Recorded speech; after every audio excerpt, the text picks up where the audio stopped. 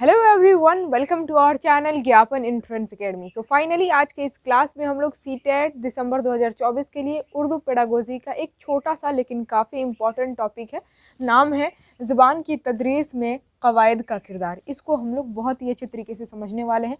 छोटा पैकेट में ये बड़ा धमाका है, ऐसा आप लोग ना सोचें कि कवायद के किरदार से क्वेश्चन नहीं पूछेगा। यानी कि ज़बान की तदरीस में भाषा जो बच्चों को आप सिखाते हैं, भाषा के शिक्षण में कवायद यानी कि ग्रामर की क्या भूमिका है, इस टॉपिक में आज के इस क्लास में आप लोग को यही चीज़ें पढ़नी है। जो पेपर 1 वाले हैं वो ये सोचते हैं कि पेपर 1 में यानी कि पेपर 1 निकाल कर हम तो 1 to 5 के टीचर बनते हैं, प्राइमरी के टीचर बनते हैं, तो हम लोगों को कवायद की क्या ज़रूरत है पढ़ना। ठीक है, इस तरीके से पेपर 1 वाले सोचते हैं। जबकि पेपर 2 में क्योंकि वो 6 to 8 के टीचर बनते हैं तो उनके लिए तो कवायद ज़रूरी है। लेकिन जो प्राइमरी वाले सोचते हैं कि मुझे कवायद की ज़रूरत नहीं है क्योंकि प्राइमरी में तो बच्चों को कवायद पढ़ाना नहीं है, तो ये बिल्कुल गलत है। भले ही आप प्राइमरी में बच्चों को पढ़ा नहीं रहे हैं कवायद, लेकिन कवायद की नॉलेज आपको होनी चाहिए ताकि आप सही तरीके से पढ़ा सकें। ठीक है ना, क्योंकि कवायद क्या है, ग्रामर क्या है, भाषा के नियम और कानून है। सही तरीके से बोलने के लिए, लिखने के लिए, पढ़ने के लिए जो है ना कवायद की ज़रूरत होती है। ठीक है, तो यहाँ पर बताया गया है कि ज़बान की तदरीस में कवायद का किरदार जो है यानी कि ग्रामर की, व्याकरण की क्या भूमिका होती है, ये हम लोग आज की इस क्लास में समझेंगे। वीडियो को स्टार्ट करने से पहले फटाफट कर दे वीडियो को लाइक, चैनल पर नए नए आए हैं तो चैनल को कर लीजिएगा सब्सक्राइब, ताकि हर रोज आने वाली वीडियो का नोटिफिकेशन आप तक सबसे पहले पहुँचे। और मोस्ट इंपॉर्टेंट थिंग, आज के इस वीडियो को जितना ज़्यादा हो सके शेयर कर दे ताकि सभी लोग इस वीडियो का फ़ायदा उठा सके। हो सके तो आज के इस वीडियो को स्टेटस ज़रूर लगा दे। ज़बान की तदरीस में कवायद का किरदार यानी कि जो आप, क्योंकि आप टीचर बनने जा रहे हैं तो आप जो भाषा बच्चों को सिखाएंगे, जो पढ़ाएंगे, यानी कि भाषा के शिक्षण में कवायद यानी कि व्याकरण, ग्रामर की क्या भूमिका होती है ये जानना ज़रूरी है। चाहे आप पेपर 1 का एग्ज़ाम देने वाले हो, चाहे आप पेपर 2 का एग्ज़ाम देने वाले हो, चाहे आप लैंग्वेज 1 में उर्दू सब्जेक्ट चूज़ किया हो, चाहे आप लैंग्वेज 2 में उर्दू चूज़ किया हो, ये दोनों पेपर और दोनों लैंग्वेज के लिए क्लास चलती है। ठीक है, तो आपको जानना ज़रूरी है कि कवायद की क्या भूमिका होती है, कवायद का आखिर रोल क्या है भाषा के शिक्षण में। तो सबसे पहली भूमिका यानी कि पहला किरदार कवायद का ये होता है कि कवायद हमें शुद्ध रूप से किसी भी ज़बान को बोलना सिखाता है, पढ़ना लिखना सिखाता है। यानी कि बिना कवायद के आप शुद्ध रूप से किसी भी ज़बान को बोल ही नहीं सकते हैं। ठीक है, तो हर एक ज़बान, चाहे उर्दू ज़बान ही क्यों ना हो, हम लोग क्या शुद्ध रूप से उर्दू ज़बान बोलते हैं? नहीं बोलते। इनफैक्ट मैं खुद ही नहीं बोलती। उर्दू में हम लोग हिंदी, इंग्लिश सब मिक्स करके बोलते हैं। ठीक है, एक और काम करता है, यानी कि कवायद की एक और भूमिका है कि ये ज़बान में बदलाव होने से रोकता है। नहीं तो हर रोज़ जो है ना नए नए भाषा का आविष्कार होगा, लोग भाषा उर्दू ज़बान को बिगाड़ बिगाड़ कर एक नया नया भाषा बना देंगे। ठीक है, तो इस पर रोक लगाता है। अच्छा, और क्या हो सकता है आप लोगों के हिसाब से कवायद का किरदार? कवायद की भूमिका ये भी है कि इसके ज़रिए हम सही प्रोनाउंसिएशन, किसी भी लफ्ज़ को सही प्रोनाउंस कर पाते हैं। उसके अलावा कवायद के ज़रिए ही लोग जो है ना बड़े बड़े राइटर बनते हैं। ठीक है, लेखक कोई भी, मान लीजिए किसी भी ज़बान में अगर वो लिख रहा है कहानी, कविता, निबंध, आत्मकथाएं वगैरह, तो उसमें क्या है, उसमें कवायद का ध्यान रखना ज़रूरी होता है, ग्रामर का मिस्टेक नहीं होना चाहिए। तो इसमें भी कवायद जो है ना हेल्प करता है। इसके अलावा कवायद के बिना तो सबसे पहले भाषा शिक्षण ही अधूरी है। अगर आप टीचर बन गए हैं और आप बच्चों को भाषा सिखा रहे हैं तो आपको कवायद की नॉलेज होनी चाहिए। तो भाषा शिक्षण जो है ना, ज़बान की तदरीस, ये कवायद के बिना अधूरी है। ठीक है, आपको कवायद का नॉलेज होना चाहिए क्योंकि आप जैसा बोलेंगे बच्चा वैसा ही सीखेगा। अब आगे बढ़ते हैं। यहाँ पर बताया गया है कि ज़बान की तदरीस में कवायद के किरदार को लेकर माहिर लिसानियात और माहिरीन तालीम में इख्तलाफ पाया जाता है। यानी कि ज़बान की तदरीस, भाषा शिक्षण में ग्रामर की एक किरदार, ग्रामर के रोल को लेकर माहिरीन लिसानियात और माहिरीन तालीम में, यानी कि जो भाषाविद है, शिक्षाविद है, उनमें इख्तलाफ पाया जाता है, उनमें अपोजिशन पाया जाता है। उनकी राय एक जैसी नहीं मिलती है, उनका अलग अलग राय पाया जाता है। कुछ माहिर लिसानियात का मानना है और माहिरीन तालीम का मानना है कि जो कवायद है उसको एक अलग मजमून बना देना चाहिए, उसको अलग से पढ़ाया जाना चाहिए। लेकिन कुछ माहिरीन तालीम का यानी कि जो शिक्षाविद हैं उनका मानना है कि नहीं, जो कवायद है उसको अलग से ना पढ़ाकर जो चैप्टर पढ़ाया जा रहा है, जो भाषा पढ़ाया जा रहा है, उसी में जोड़ कर पढ़ाया जाए कि बच्चों को पता भी नहीं चले कि वो कवायद पढ़ रहा है। ठीक है, तो अलग अलग इनके नज़रिया है, मतलब कि माहिरीन लिसानियात में जो है ना क्या पाया जा रहा है, इख्तिलाफ पाया जा रहा है। लेकिन फिर भी कुल मिलाकर इतना बताया गया है कि जो मादरी ज़ुबान है उसमें कवायद की किरदार नहीं होती है। बिना कवायद के हम लोग मादरी ज़ुबान बोलना सीख जाते हैं, पहली ज़ुबान। लेकिन सानवी ज़ुबान में, यानी कि जो दूसरी ज़ुबान हम सीखना चाहते हैं, उसमें कवायद की ज़रूरत होती है। और दूसरी ज़ुबान यानी कि सानवी ज़ुबान हम लोग मादरी ज़ुबान के हेल्प से ही सीखते हैं। एक पॉइंट यहाँ पर और बताया गया है कि बच्चों को कवायद की तदरीस सियाक व सबाक के मुताबिक की जाती है। यानी कि बच्चों को अगर आप कवायद सिखा रहे हैं, व्याकरण सिखा रहे हैं, तो ज़रूरी है कि आप उसे सियाक व सबाक के मुताबिक सिखाएं। मतलब कि जो वो पहले से जान रहा होता है, यानी कि उसको पहले से मिली जानकारी के मुताबिक जोड़कर आप कवायद पढ़ाएंगे तो जल्दी सीखेगा। पहले से मिली मालूमात, साबका मालूमात, तो जो पहले से वो जान रहा है उससे जोड़कर जो है ना बच्चों को पढ़ाएंगे तो कवायद जल्दी सीखता है। नेक्स्ट पॉइंट है कि कवायद की तदरीस के तरीके, यानी कि कवायद जब आप बच्चों को पढ़ाएंगे तो क्या तरीका है कवायद यानी कि ग्रामर पढ़ाने का। तो दो तरीका है मेनली, पहला है इस्तिखराजी तरीका और दूसरा है इस्तक़राई तरीका। फिर से ध्यान से सुनिए, कवायद की तदरीस के दो तरीके हैं, यानी कि कवायद व्याकरण पढ़ाने के दो तरीके हैं। पहला क्या है, इस्तिखराजी तरीका, और दूसरा है इस्तक़राई तरीका। इस्तिखराजी तरीका को हम लोग कहते हैं निगमन विधि, इंग्लिश में कहा जाता है डिडक्टिव मेथड। ये मेथड सबसे पुराना, कदीम और रिवायती मेथड है, यानी कि रिवायती तरीका है, पारंपरिक तरीका। अभी के जनरेशन के हिसाब से ये जो तरीका है इस्तिखराजी तरीका, ये फ्लफ है, पूरा का पूरा फ्लफ। मतलब इस हिसाब से अगर इस तरीके से बच्चों को पढ़ाया जाए तो बच्चों को समझ में नहीं आएगा। ठीक है, बच्चा उग जाएगा। इस तरीके में समझिए क्या होता है। इस तरीके में बच्चों को क्या किया जाता है, कवायद के जो भी फॉर्मूला है, नियम कानून है और जो परिभाषा है, तारीफ है, वो रटवाए जाते हैं पहले। यानी कि पहले बच्चा रटता है, बच्चों को बिना मानी समझाए, बिना पढ़ाए सबसे पहले रटवाया जाता है और तब उसका इस्तेमाल बताया जाता है। और बच्चे बिना मानी समझे बिला फहम रटते जाते हैं। ये जो तरीका है ये इंतहाई बोझ वाला और बोरियत वाला तरीका है। मतलब इसमें बच्चा जो है ना कवायद व्याकरण से नफरत करने लगता है। ठीक है, और उतना अच्छे तरीके से सीख भी नहीं पाता है। ये तरीका नामालूम से मालूम की तरफ और उसूल से मिसाल की तरफ चलता है। यानी कि ये जो तरीका है इस्तिखराजी तरीका, नामालूम से मालूम की तरफ, यानी कि फ्रॉम अननोन टू नोन। इसका मतलब क्या हुआ, बच्चे को मालूम नहीं है उस टॉपिक के बारे में, कुछ भी पता नहीं है, बच्चों को क्या किया जा रहा है, रटवाया जा रहा है और रट जा रहा है बच्चा, उसको रट रट कर याद कर ले रहा है, तब उसको उसका इस्तेमाल बताया जा रहा है। यानी कि नामालूम से मालूम की तरफ लेकर चला जा रहा है। तो ये तरीका क्या है, नामालूम से मालूम की तरफ जाती है और उसूल से मिसाल की तरफ। यानी कि सबसे पहले उसूल, जो नियम कानून है, कवायद के नियम कानून फार्मूला वगैरह, वो याद करवाए जाते हैं और तब उसको मिसाल के ज़रिए समझाया जाता है। यानी कि उसूल से मिसाल की तरफ ये तरीका जाता है।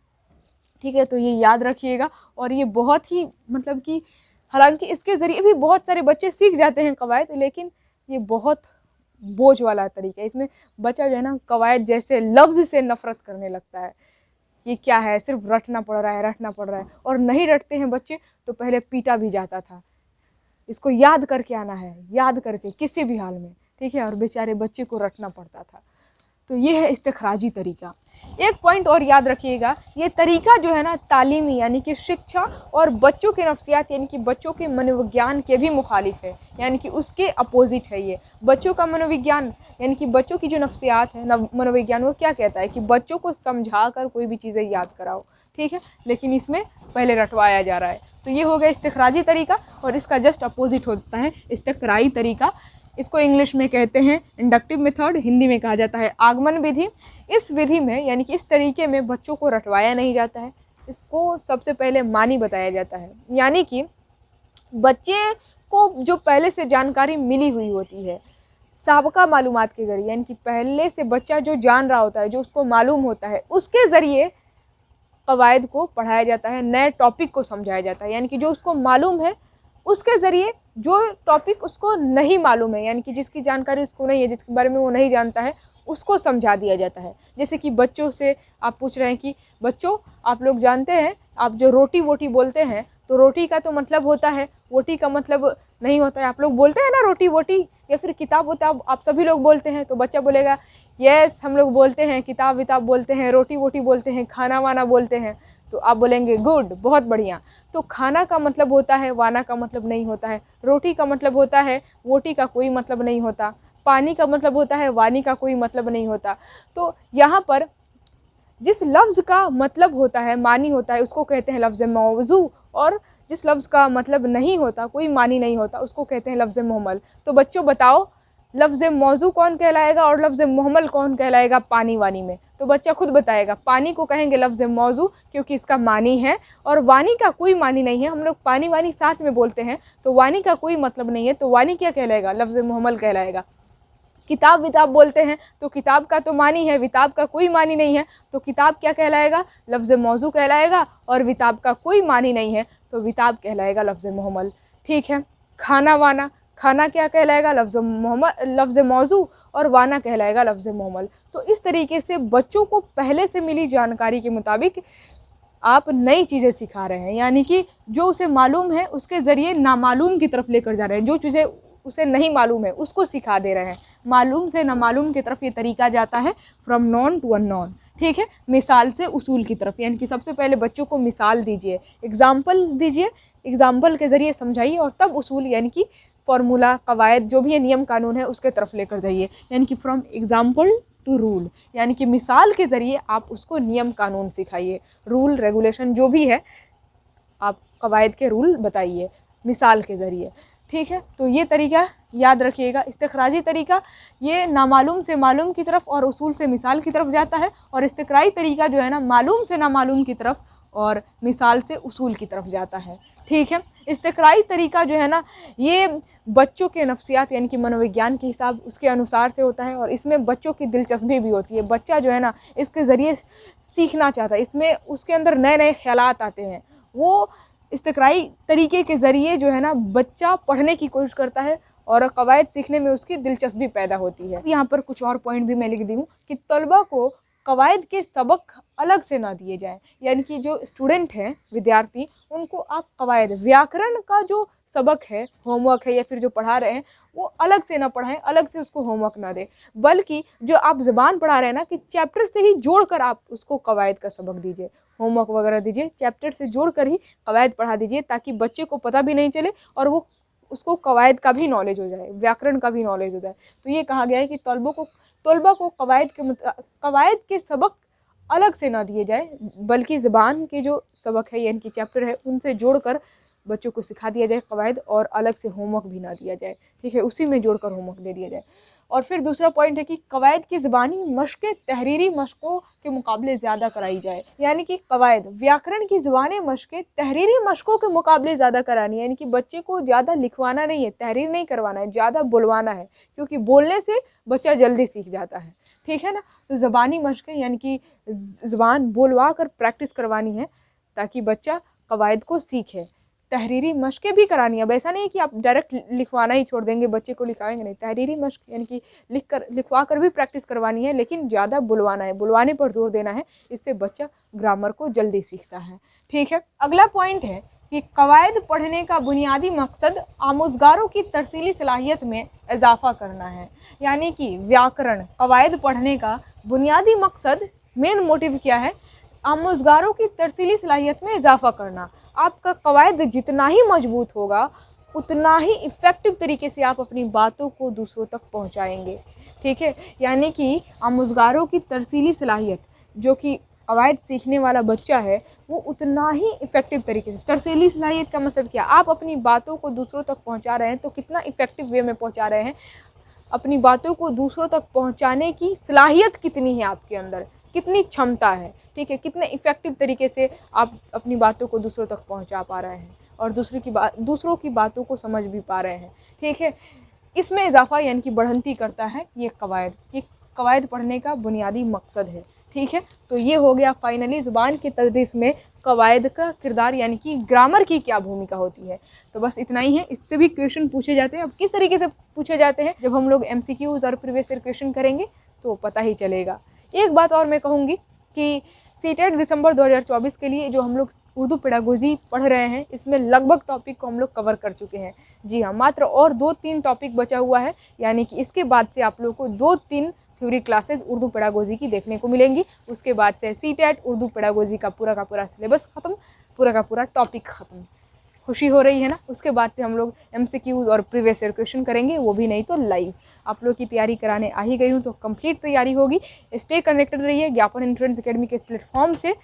पूरी ज़ोरदार तैयारी हो रही है और ऑफकोर्स मेहनत तो जारी है, रिजल्ट लेने की आपकी बारी है। ठीक है, तो पूरे लगे रहना है। एफर्ट आपका कम नहीं होना चाहिए। जितना एफर्ट एक तरफ से किया जा रहा है, उतना उससे दुगना एफर्ट दूसरी तरफ से होना चाहिए। तो अगर आप लोग यहाँ तक स्क्रीनशॉट लेना चाहते हैं तो कोई दिक्कत नहीं है। बाकी आज के इस वीडियो में जो कुछ भी समझाया गया है, तो एक बार कमेंट बॉक्स में लिख कर बता दें कि समझ में चीज़ें आई हैं कि नहीं, और आप सभी लोग बिल्कुल तैयार हैं कि नहीं प्रीवियस ईयर क्वेश्चन और MCQs करने के लिए, क्योंकि 2-3 क्लास के बाद उर्दू पेडागोजी का तो खात्मा हो जाने वाला है।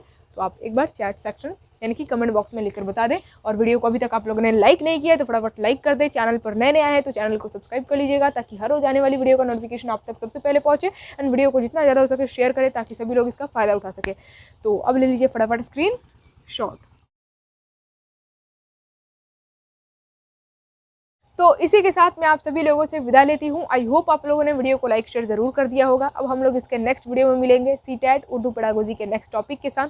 और जो भी टॉपिक बचा है वो काफ़ी इंपॉर्टेंट है, क्योंकि जो भी इम्पॉर्टेंट टॉपिक था और जो भी, क्योंकि उर्दू पेडागोजी का सारा टॉपिक ही इंपॉर्टेंट होता है, तो लगभग टॉपिक को तो हम लोग कवर कर ही चुके हैं। और जो बचा हुआ है वो काफ़ी इंपॉर्टेंट है, उसको भी मतलब 2-3 टॉपिक है, तो 2-3 दिन में ख़त्म हो जाने वाला है उर्दू पेडागोजी। तो इंतज़ार करें, वीडियो बहुत जल्द अपलोड होगा। फिर मिलेंगे हम लोग इसके नेक्स्ट वीडियो में नेक्स्ट टॉपिक के साथ। तब तक के लिए जय हिंद और खुदा हाफिज़।